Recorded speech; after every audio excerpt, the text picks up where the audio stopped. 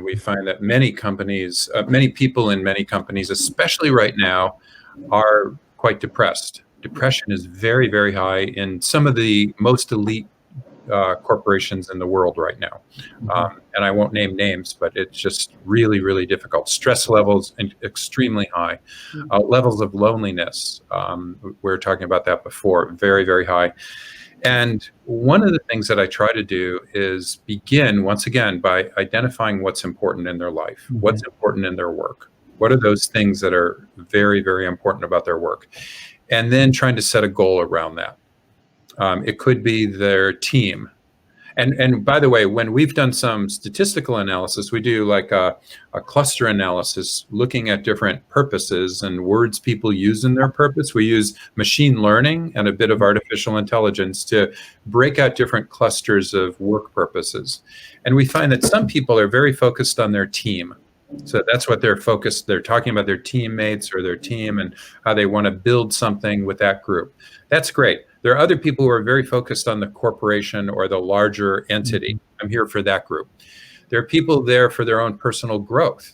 They don't really care about their team. They don't care about the corporation. They care about growing within this. There are just hyper achievers. All they want to do is climb the ladder. They don't care what company. They don't care whether they grow themselves. In fact, they are the least interested in personal growth.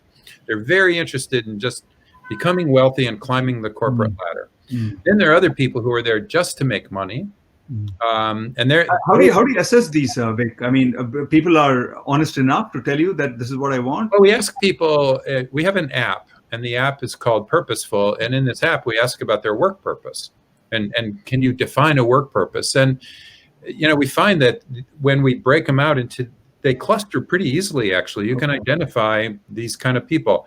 But what's really interesting to me is there are these people we would call transcenders. They would say something like, I am here to produce products in my company that help mankind.